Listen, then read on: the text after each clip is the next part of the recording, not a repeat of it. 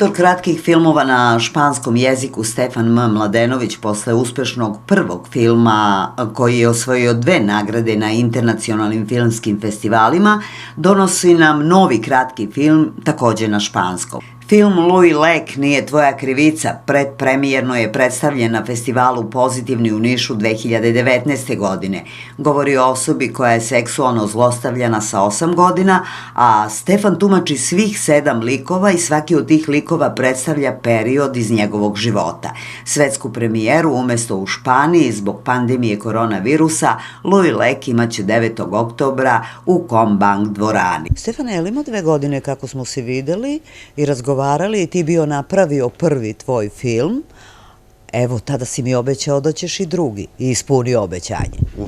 Upravo. Mi smo se videli pre 2 godine kada smo pričali o mom prvom filmu Kera de Sirte, koji se nalazi na YouTube-u i trenutno broji preko 162.000 pregleda, što je meni malo neverovatno. I eto, kada smo se videli, tada smo pričali o mom drugom filmu koji je bio u procesu stvaranja. Tada sam pisao scenario, zapravo bio je završen, ali se radilo na produkciji i to je bilo 2018. Mislim da smo se leti videli. Da. I tada, zapravo ja sam to počeo da snimam krajem 2018. i završen je juna 2019. i onda je postprodukcija duže trajala. I evo, napokon smo uspeli da napravimo taj film koji se zove Louis Lek nije tvoja krivica ili na španskom koji mu je originalni naziv Louis Lek tu no tienes la culpa. Ovaj film je, želim prvo da se zahvalim svima koji su podržali ovaj projekat, a to su Sekretarijat za informisanje i kulturu grada Niša i Španskoj ambasadi iz Beograda. I eto, uz njihovu pomoć i uz pomoć mojih prijatelja, produkcije MMD Studio i moja produkcija koja se zove Artista de la Fe, smo napravili ovaj film. Muziku su radili band More iz Niša, direktor fotografije je Miroslav Mitić, on je bio zadužen za to i za montažu. A storyboard, to je knjiga, sad da pojasnim šta je storyboard ako neko nije upućen, to je knjiga nacrtanih kadrova kako će da izgleda film unapred. I onda je te kadrove crtala master likovna umetnica Dunja Ćirić, moja najbolja drugarica, i radila je šminku i scenografiju. Ja sam bio zadužen za sve ostalo. Jedan i drugi film su dvostruko specifični. Prvo zbog toga što su na španskom, a drugo, specifične su teme. Da, ja sam odlučio da kada sam završio studije da krenem tim putem da govorim o društveno angažovanim temama.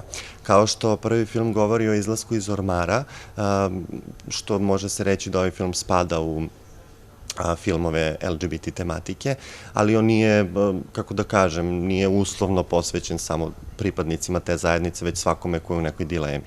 A drugi film, Louis Lek, govori o seksualnom zlostavljanju nad decom, što smatram da je u ovom pomahnitalom dobu bolesne tehnologije i dobu koronavirusa, mislim da će nam itekako biti neophodno pričati ne samo o ovim temama, nego i o depresijama i o suicidima i svim tim temama, jer ja smatram da je umetnost zaista najjače oružje čovečanstva i da mi umetnošću možemo da promenimo sve. To mislim zato što je umetnost ta koja je promenila moj život, 12-godišnjaku koji je sanjao i evo, odsanjao je da ima svoje filmove. Pa eto, želim da moj film nekada nekome promeni život na bolje, kao što je meni umetnost takođe život promenila na bolje. Si prvo sanjao da napraviš film na španskom, ako se ja sećam kada smo razgovarali, i da malo podsjetimo, zašto baš na španskom? Ta priča je, mislim, kao imam osjećaj da znaju ptice na granama, koliko sam ja to puta pričao.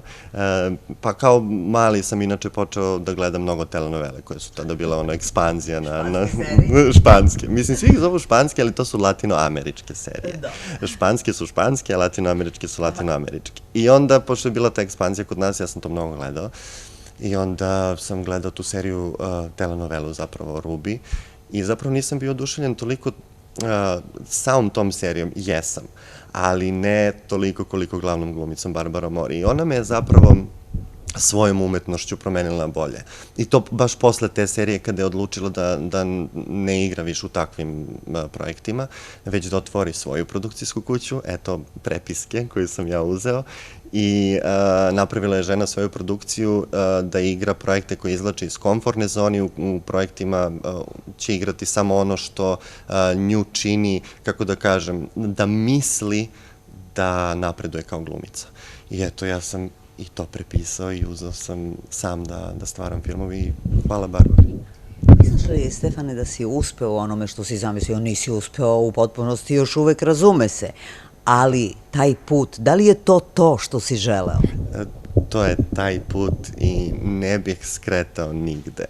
To je definitivno taj pravac, koliko god bude bio dug, težak, mislim da nijedna prepreka, to je jako bitno možda da kažem, da neko ko želi da se bavi umetnošću ili bilo kojom profesijom na kraju krajeva, da ne postoji prepreka koju fokus, želja i iskrenost ne mogu da pregaze. A bilo je prepreka?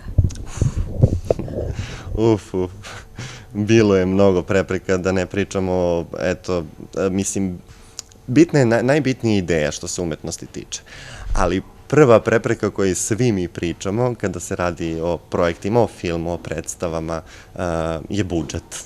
Da. To je nešto tako zanimljiva tema, ali zaista kada imate snage i kada ste istrajni, hrabri, sve dođe na svoje i na kraju krajeva upoznate ljude koji će imati sluh za vašu ideju i pomoći će vam da to realizujete. Osim ovoga što si mi u neformalnom razgovoru rekao da radiš za svoju dušu iz ljubavi, taj budžet, onako ne pričamo mnogo o njemu, ali kao nebitan je. Šta drugo radiš kao glumac? Inače, igrao sam u serijama Jutro će promeniti sve, Narodno pozorište u 10 činova, igrao sam u seriji Crveni mesec koja se donedavno emitovala na Pink televiziji, tu sam igrao čuvenog jugoslovenskog vajarija, arhitektu Ivana Meštrovića, što je za mene veliki, kako da kažem, ponosan sam što sam ga igrao i velika mi je čast. I radio sam sa nemačkom produkcijom 27 kilometara se zove, na projektu, to jest reklama za Volkswagen koja se zove Stay True. Kada smo posljednji put razgovarali, mi smo govorili o tvojim planovima na snimanju ovog filma, to se realizovalo, to je sve okej. Gde si ti krenuo? Znaš li sada gde ćeš? Ne znam, ali znam da ću da nastavim da radim to što radim i da ću da nastavim da pišem, obožavam da pišem. Ova moja prva 2 filma sam ja pisao i moram priznati da sam se malo i zaljubio u pisanje. To je tako jedna divna stvaralačka, jedan divan stvaralački proces koji želim iznova i iznova da prolazim, jer nekako dosta se uči.